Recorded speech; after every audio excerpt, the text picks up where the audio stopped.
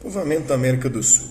Na América, o Homo sapiens domesticou plantas como milho, a mandioca, o feijão, o tomate e a batata, e animais como os perus e as lhamas. Essas espécies foram a base da organização das civilizações americanas.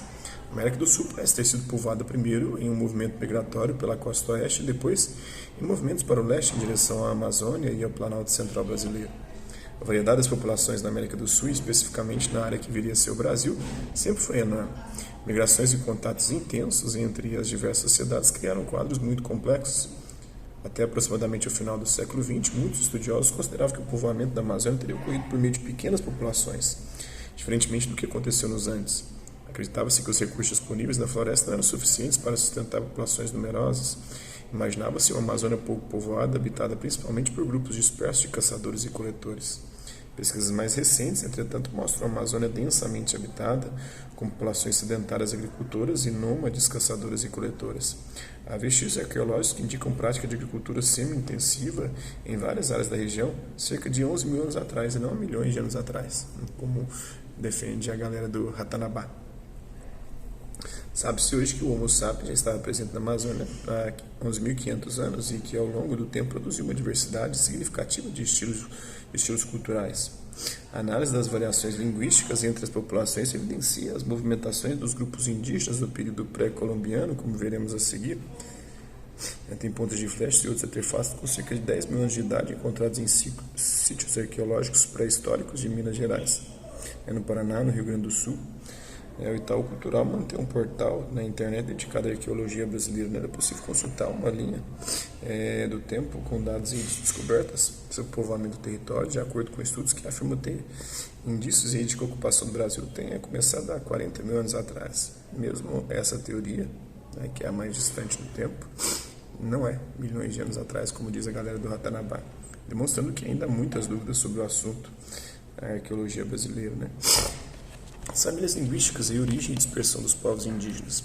Existem hoje no Brasil cerca de 200 línguas indígenas, algumas delas são semelhantes entre si, outras não. Isso se explica tanto por origens comuns como por processo de diversificação ao longo do tempo. Há indícios de que grupos indígenas das principais famílias linguísticas já estavam bastante espalhados por volta de 500 anos antes de Cristo. Isso significa que desde tempos remotos havia no território amazônico sistemas culturais complexos que envolviam troca de bens, casamentos e até mesmo guerras entre as populações, resultando na formação de macro-regiões pluriétnicas. Em algumas regiões amazônicas há evidências, por exemplo, de línguas específicas que esses povos utilizavam para realizar trocas comerciais antes da chegada dos europeus.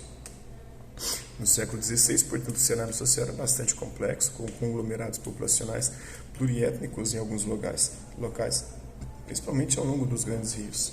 A expansão populacional pela América do Sul foi acompanhada de inovações na agricultura, como a cultura de rotação de plantios com queimadas controladas, intenso cultivo de árvores frutíferas, formação de sistemas regionais com integração de diferentes povos falantes de línguas distintas e também produção de hierarquias entre essas populações. Embora as línguas pertencessem a famílias diferentes, alguns pesquisadores sugerem que em algum momento, há pelo menos 5 mil anos, pode ter existido uma língua ancestral comum que deu origem às famílias tupis, macro-Gs e caribes, já que há algumas similaridades entre elas. Então, a América do Sul, as principais famílias linguísticas desde 1500 a.C. tem Aruac, Caribe, Tupi, Macro-G, Xibixã, tem Panoa e Tanacan, Quechua e Aymara, e tem outros troncos linguísticos não identificados, esses principalmente ali na região da Caatinga brasileira, do Polígono das Secas. O conceito de famílias linguísticas são grupos de idiomas aparentados que derivam de uma língua ancestral comum, também chamada de protolíngua. Famílias de idiomas com origens comuns e semelhanças sutis formam conjuntos linguísticos que, agrupados, classificam-se em troncos linguísticos. Há mais similaridades entre famílias do que entre troncos e, pela sua complexidade, as relações e extensões são sempre um tema controverso. Geralmente, pesquisadores divergem sobre as classificações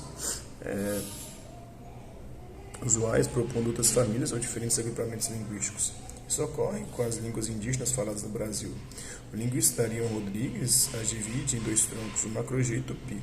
Essa é a classificação mais usual, mas não é aceita consensualmente na comunidade científica internacional. Muitos linguistas utilizam apenas famílias para classificar as línguas indígenas brasileiras. as línguas brasileiras para o conhecimento das línguas indígenas, do Ariano Rodrigues. E Clovis é uma cultura pré-histórica da América, viveu aqui há cerca de 13.500 a 13.000 anos atrás, assim chamada por causa dos artefatos encontrados perto da cidade de Clovis, que fica no Novo México, nos Estados Unidos. É isso aí. Espero que vocês tenham gostado do vídeo. Quem curtiu, dá um like, não curtiu, dá um dislike. Comente, compartilhe. Curta. É isso aí. Hasta la vista, beijos. Até a próxima.